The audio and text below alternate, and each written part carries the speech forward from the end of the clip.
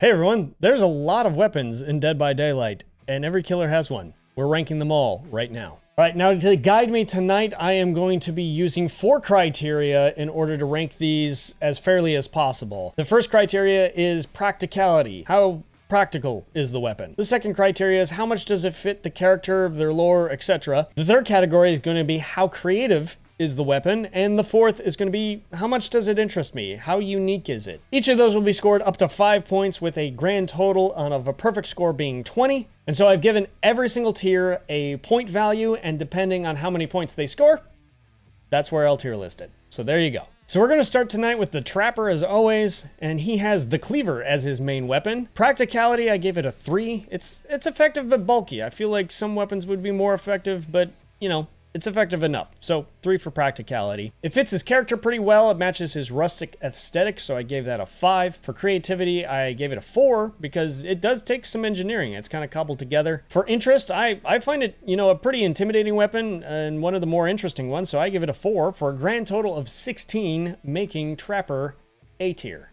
All right, for Wraith, we have Azarov's Skull. For practicality, I gave it a 3 because it's probably not the most efficient. It looks pretty intimidating and painful, but not exactly the most efficient weapon on the market. For fitting his character, I gave it a 5 because I could definitely see the Wraith using something like this. It makes total sense for him, so I gave it a 5 for that. For creativity, I gave it a 5 as well because it's one of the more unique weapons in the game. And for interest, I gave it a 5 because it's both terrifying and kind of fascinating to look at because of just how much goes into that weapon. So anyways, that gives us a grand total of 18, which puts him in A tier as well. The top end of A tier. All right, now we've got Hillbilly, his brutal cattle hammer. That is a terrifying name, if I do say so myself. For practicality, I gave it a 4. It's, you know, it's going to be pretty effective. For fitting his character, I gave it a 4 as well.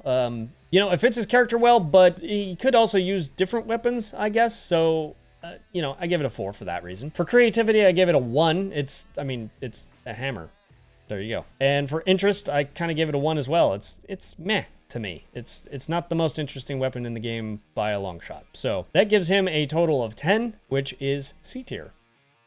Right now we reach the Nurse, the Bone Saw. For practicality, I gave it a 2 because it's really honestly probably not that effective of a weapon. For fitting her character, I did give it a 5 because it definitely is a medical instrument that matches her profession as a nurse.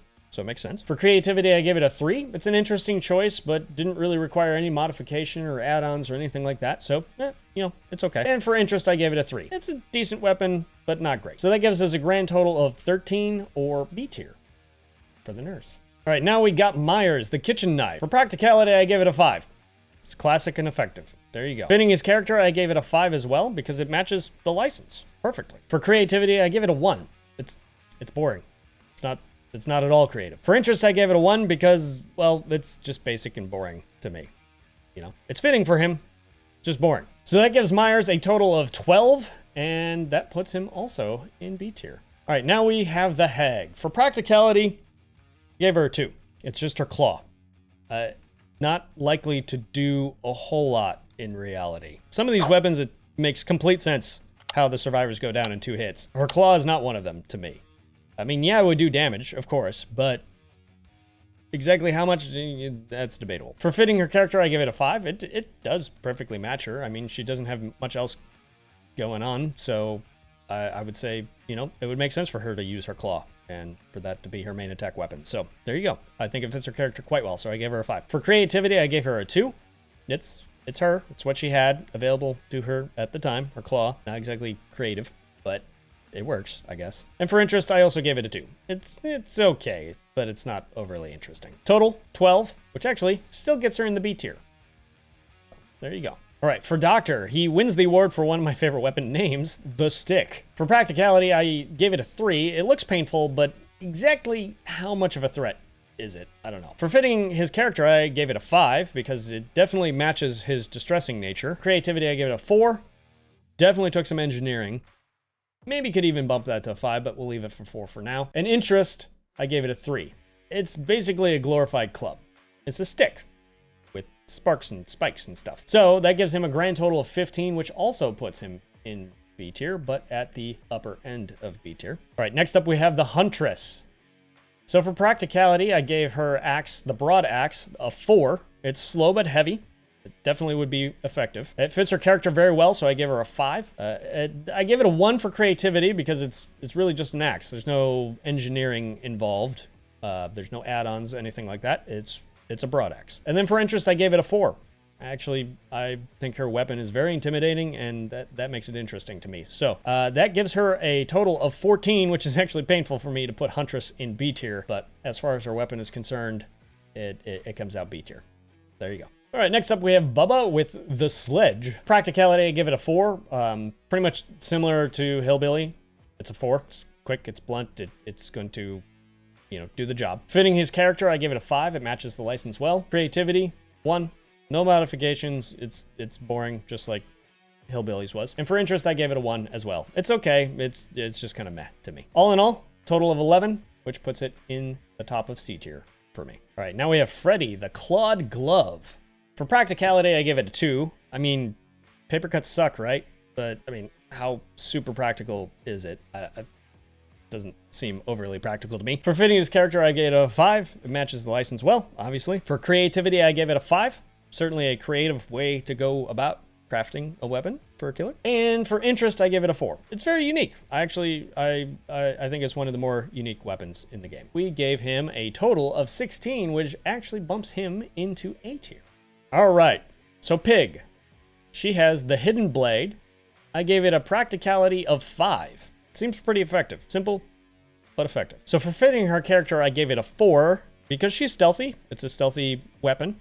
It loosely fits the license because my understanding, somebody correct me if I'm wrong, because my Saw trivia knowledge is not very extensive, but correct me if I'm wrong, I don't believe that the weapon is actually used by Amanda in the movies. I could be wrong on that, but I could not actually source that out. It looked like it was not used by her. It does come from the movies, but it seemed like it was not used by her. Therefore, I took off a point if it was used by Amanda, and I am just wrong on that, and I do not have that knowledge.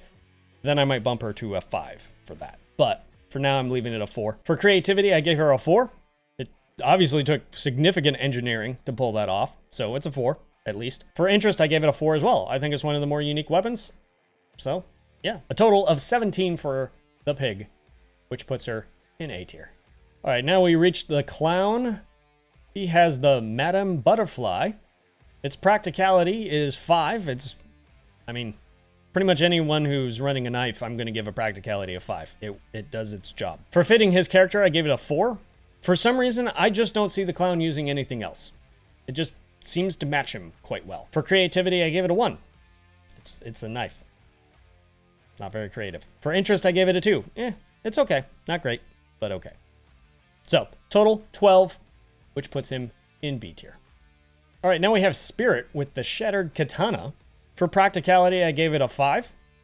It's going to be tried and true. For fitting her character, I gave it a 5. It's broken, just like her. For creativity, I give it a 5. It's one of the more unique weapons, I think, because it is part of her, and then it, kind of reconstitutes itself when she wants to attack with it. So to me, it's one of the more creative weapons in the entire game. For interest, I gave it a 5 because of that reason too, because it just has a lot going on, and I think it's a very, very cool weapon added to the game. And so she scored perfect, 20, which makes her S tier. All right, next up we have Legion with the hunting knife. Practicality, it's 5. It's effective. For fitting their character, it's a 4. Makes sense. They're a scrappy bunch. It's a sensible weapon for them. For creativity, I gave it a 1. It's a knife. There's no engineering involved. It's not creative. It's just, it is what it is. For interest, I gave it a 3 because it's actually, in my opinion, one of the cooler looking knives, but not overly interesting. So total, that's 13, which puts it in B tier. All right, next we have Plague, the Profane Censor. So for practicality, I gave it a 1. I mean, it would hurt, but you'd smell better afterwards after being vomited on by Plague, but how actually effective is it? I would say it's the least practical weapon in the entire game. For fitting her character, I did give her a 5. It just seems to fit her character well. So totally impractical, but fits her perfectly. For creativity, I gave it a 5. It's one of the more unique weapons in the game. And because of that, I gave it a 4 for interest as well. And I think there's a ton of detail to it. I mean, when you are playing her from the first person perspective, you get to see a ton of detail on that weapon. And so she gets a total of 15, which again, it pains me to put Plague in B tier, but that's how she scored for me because her weapon's just not practical at all, but I still love it. So anyways, I have to put her in B tier. It's the rules, even though I make the rules. But there you go. All right, next we have Ghostface with the tactical knife. For practicality, I gave him a 5. For fitting his character, I gave him a 5 as well. It fits the license. I mean, the license is technically just the Ghostface mask, but obviously they're, you know, kind of alluding to another famous movie series, and it fits that license. For creativity, I gave him a 1. It's a knife, no creativity needed. For interest, I give it a 2. It's okay. It's not great. It's not bad. It's just, yeah, it is. So give it a 2. So grand total of 13, which puts him in B tier as well. All right, for demo, we have the Barbarous Claw. For practicality, I give it a 4. Somehow, even though I gave the Hag a much lower score in practicality, somehow Demo's claws feel like they would do a lot more damage. So I bumped him up to 4. For fitting his character, I give him a 5. It fits the license well. I mean, it would be super weird if they gave him any other weapon than his claw, so he's got a 5 for fitting his character. For creativity, 2. I mean, it's what he had, right? For interest, I give him also a 2. It's okay. It's not super interesting or uninteresting, just kind of okay. So 2. So grand total of 13, B tier. Next up, we have Oni with the Yamaoka blade. Practicality, I gave him a 5. Fitting his character, I also gave him a 5. It would be weird for him to use pretty much anything else. Creativity, I gave him a 2. It's not overly creative. It's not, you know, like I gave Spirit, even though she has a very similar weapon, I gave her a 5 because of just the creativeness of it being broken, it being like part of her arm and then extending from her whenever she's doing the attack. For him, it's literally just, it's a weapon. So, and for interest, I gave it a 3. It's a good weapon. It's not overly interesting or uninteresting, so it's 3. So total of 15 for Oni, which puts him in the B slot, top of B. All right, for Deathslinger, we have the Death to Bayshore, which is his rifle, his spear gun, if you will. And for practicality, I gave it a 2. It is silly complex. I mean, would it do damage? Yes. Would it be near impossible to use? Yes. So for practicality, I may be being generous by giving it a 2, but we're going to give it a 2. For fitting his character, we're going to give it a 5. It fits his Wild West vibe. I really think it fits him well. For creativity, I'm also going to give it a 5 because it definitely took major engineering to craft that weapon. And for interest, I'm giving it a 5. One of the more interesting weapons in the game, in my opinion. So we're going to give him a grand total of 17, which bumps him into the A tier. One of the few in A tier. So there you go. All right, next up, we have Pyramid Head, the Great Knife, which is also a pretty great name for his weapon. Practicality, I'm going to give him a 2. Not super practical. I mean, you definitely need his muscles to use it. For fitting his character, I'm going to give him a 5. It matches the license perfectly. For creativity, I'm going to give him a 3. It took some engineering, I guess, to make something that massive and crude, but it's not exactly a standard weapon either. So get some creative points for that, but not overly creative either. So we're giving him a 3. For interest, I'm giving him a 4. It's a pretty interesting weapon, in my opinion. So, grand total of 14. He is also going in B tier. There's a lot going in B tier tonight. All right, now, Blight. We have Bone Buster, which is probably the most intimidating name ever given to a cane. For practicality, I'm giving it a 1. I mean, it's a cane. For fitting his character, I'm going to give it a 3. It fits the scientist motif, but... Motif? Am I even using that right? I don't know. But I could almost feel like he could use a bunch of other things. Like, it works for him, sort of, but he could have used practically any weapon. And it would have been better, I think. For creativity, I'm giving him a 2. Again, it's a cane. For interest, I'm giving it a 1. Once again, it's a cane. Like, literally, he has the most boring weapon in the game to me. I think he's cool. I think he's an interesting killer. I think he's a fun killer to play. He has one of the most boring weapons in the game to me. Weapons. I know they try to explain it with the flavor text to say, like, it's, I forget exactly how it's put, but something about how it's well-balanced to deliver a lethal blow or something like that. But it's, no, it's a cane. Come on. He's scary. His weapon, yeah, it would hurt, but would it actually, like, put you in the dying state after, I don't know. Anyways, so grand total of 7 for him, making him our first D tier. Congratulations, Blight. All right, next up we have the twins, and they have the Blade of Marseille. Marseille? I'm bad with French. But anyways, all that to say, I'm actually only going to be tier listing Charlotte's weapon, not Victor. I guess Victor technically is a weapon himself, but he kind of just jumps on people. So we're going to tier list the weapon as listed, the M1 attack weapon. For practicality, I'm giving it a 2. It doesn't seem like it'd be overly practical, but for fitting their character, I'm giving it a 4. It looks cobbled together from what they could scavenge. Like, it literally looks like a scavenger's weapon, so it makes sense. So I'm giving it a 4. For creativity, I'm giving them a 5. It definitely took some scavenging and engineering to come up with that. And for interest, I'm giving it a 4. It is one of the more unique weapons. So grand total of 15, putting them in the top end of B tier. I'm starting to feel like I maybe should have separated B tier a little bit more, but. All right, for Trickster, we have the Polished Head Smasher, which is also one of the more intimidating weapon names in the game. For practicality, I'm giving him a 4. It's kind of odd, but it definitely would hurt. It fits his character quite well, so I'm giving it a 5. It's crazy looking, just like him. For creativity, I'm giving it a 4. It's definitely a creative weapon. And for interest, I'm giving it a 4. It's pretty unique compared to the other weapons, so we're giving it a 4 for interest. For a grand total of 17, giving Trickster one of the A slots. All right, next up we have Nemesis. His raw fists, plural. Even though I'm fairly certain, I've played a lot of Nemesis. I could just be wrong, but I'm fairly certain he punches with one fist. So I don't know why they call it the raw fists, plural. I mean, he's got 2 of them, but he only ever seems to use 1 of them. So, I don't know. Anyways, for practicality, I gave it a 3. He's superhuman.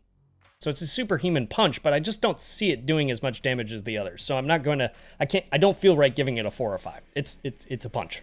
There you go. For fitting his character, I give it a 5 because it does fit his license perfectly. Creativity, I give it a 1. It's his hand. I can't give him points for creativity there. For interest, I give it a 4 because I think it's hilarious just to run around punching and having that be your weapon. So it's fun to use. It's fun to play Nemesis. I'm giving him a grand total of 13, which puts him in B tier. Yeah, I definitely should have separated B tier, but oh well. There we go. All right, for Pinhead, his hook and chain. For practicality, I gave it 2. It's definitely not going to be fun to get hit by, but certainly it can't be as effective as some of the other weapons. So for fitting his character, though, I did give him a 5. To me, it fits his license well. For creativity, I gave it a 4. It's definitely an out-of-the-box weapon, as in thinking outside the box, not like unpacking it. Anyways, for interest, I gave it a 4. His is one of the more unique weapons, and so I kind of, more of the unique ones, I feel like ranking higher in interest level for me. So grand total of 15, also putting him in B tier. All right, for artist, we have the Sharp Palette Blade. For practicality, I honestly had trouble ranking this one. I gave her a 3 because somebody tell me, how damaging is entity infused ink exactly? I don't know. So I didn't really want to rank it up or down. I guess it causes damage in the game, but like really it's ink. So I don't know. For fitting her character, I gave her a 5. I think it's absolutely perfect for her. For creativity, I gave her a 5 as well. It's completely abnormal. It's fitting for an artist. It's creative. There you go. For interest, I also gave it a 5. It's very, very unique. So she gets a grand total of 18, which puts her in A. All right, getting close to the end now, we have the Onryo Ring of Fury. For practicality, I gave it also a 3 because I'm not really sure how to rank this one either. So I won't rank it up or down. I'll just give it a middle level of 3. For fitting the character, I gave her a 5. It works for the license. Now, I'm not familiar as much with the Japanese ring, but it seems to fit to me. So, giving it a 5. For creativity, I'm giving it a 5 as well. It keeps with her never touching the survivors. If you didn't know, she never touches the survivors. And so, even her attack it allows her to not touch them. That's fascinating to me. And for interest, it's an intriguing way to interact with survivors without touching them. And so I find it, I gave it a 4 for interest. So a grand total of 17, also moving her into A tier. And for the newest killer, the Dredge, Knotted Appendage. For practicality, I gave it a 1. I mean, what? Like, what is this thing? It wiggles. How does it do damage? I don't know. For fitting its character, though, I gave it a 5. It's at least consistent with the Dredge as a mass of its own victims. And for creativity, I gave it a 5. It's absolutely unique. You can't deny that. And for interest, I gave it a 4 because it's absolutely bizarre and makes it, in that way, it makes it interesting. Total of 15 for the Dredge, putting him in the top of B tier as well. All right, so that's how I tier list all of the Dead by Daylight killers based on their weapons of choice. Where would you agree with me? Where would you disagree? Let me know down in the comments. As always, you're awesome, stay awesome, and we'll see you in the next episode. Cheers.